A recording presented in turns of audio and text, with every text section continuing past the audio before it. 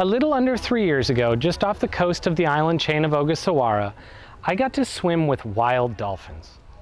Not dolphins fed by hand to come up to the boat, not dolphins kept in a pool, not dolphins trained for tourist purposes, just dolphins in the Pacific. And while it was one of the most memorable experiences of my entire life, it wasn't exactly what I was expecting. The ocean is deep and terrifying, and when you have a 9-foot bottlenose this far from your face, staring into your eyes only to then shit and swim away, you tend to commit that to memory. But my biggest takeaway of that day was that dolphins deserve to be free. I was merely a momentary visitor plopping down into their living room, or I suppose in this case, bathroom. They impress me. They're impressive creatures, and that day gave me a newfound respect for an animal that I already loved deeply. But today, I'm not so moved, because I'm at an aquarium, and we're gonna go see a dolphin show.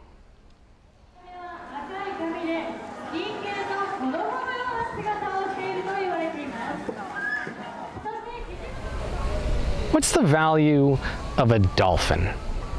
In monetary terms, it's not that much actually. Untrained, you can get a dolphin for around 10 grand or so, roughly the cost of a VIP ticket to Fire Festival.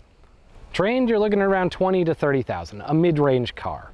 By definition, the more we've removed the wild from the dolphin, the more valuable it's become, which shouldn't be a huge surprise. A captive dolphin, especially one trained to perform, can make a lot more money than one left to its own devices in the ocean, so naturally to us, it's worth more. But most of us understand that there's more to the value of a dolphin than monetization alone. It's a living creature, not just a product of our economic order, but of the natural ecological system. Its original value is part of a cycle that allows us to exist on this planet, period. We just don't really put a number to that part. Not yet, anyway. Here in Churaumi Aquarium, they've captured all sorts of animals for you to come and look at. Animals of all sizes and shapes. Rays and dolphins and coral and even whale sharks.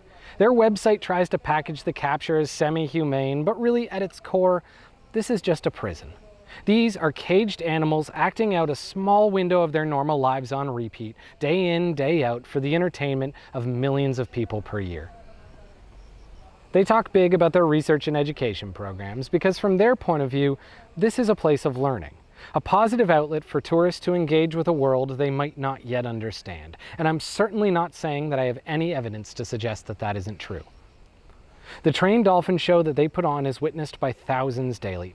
For many, it will be the first and only point of contact that they will ever have with these creatures. Virtually nobody will get to go to Ogasawara to swim with their wild brethren, but here in the aquarium, they can get a taste of what that might be like. Yet, even if all of that is true, and even if they're acting with the best of intentions, I question what's actually being learned here. Does seeing animals perform tricks better convince people that they matter as a species? Does it convince them to protect them? Or does it teach them that the point of an animal is to jump on command? I don't know the answer, but if I had to guess, I'd say it's a bit of both. Let's take it a step further. Let's say, just for argument's sake, that the money from the aquarium's visitors directly went to the Ogasawara Marine Reserve, and those ticket dollars paid to keep that sanctuary alive. It doesn't, I need to note, but let's just pretend that it does. Let's pretend it helps fund the research into keeping wild pods healthy instead of just captive ones. Wouldn't that be worth the cost?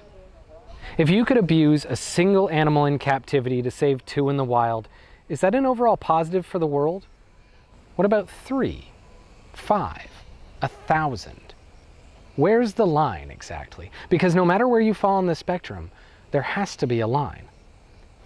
Again, just for argument's sake, let's imagine that every single person leaving the aquarium has a newfound respect for our oceans. Would their first action not be to go home and protest against the exact thing they just saw? Ironically, what if witnessing the injustice of captivity was what caused them to fight for their survival in the first place? How could you even quantify that? And if you got rid of the visible injustice, do you also not get rid of the impetus to fight it? After all, you're more likely to fix an ill-worn shoe if there's a rock in it. The campaign to save the whales started because a 14-year-old girl was mortified to read about the death of a blue whale. It has since gone on to become a cultural watershed, molding the opinions of millions of people about the welfare of the Earth's cetaceans. That blue whale didn't die for nothing, but only because that girl was mortified. So how do you put a value on that? Should we be making our aquariums horrific just to inspire good people to want to put in the effort to shut them down? I don't think anybody would agree with that. The point I'm trying to make is that saying the ends justify the means is one thing, but to actually try to quantify them is another. We all know that saving the dolphins won't save the oceans, just as was with the case with the larger whales before them. They're the top of a very complicated, horribly disrupted food chain. But they're undeniably beloved creatures, symbolic of the rest.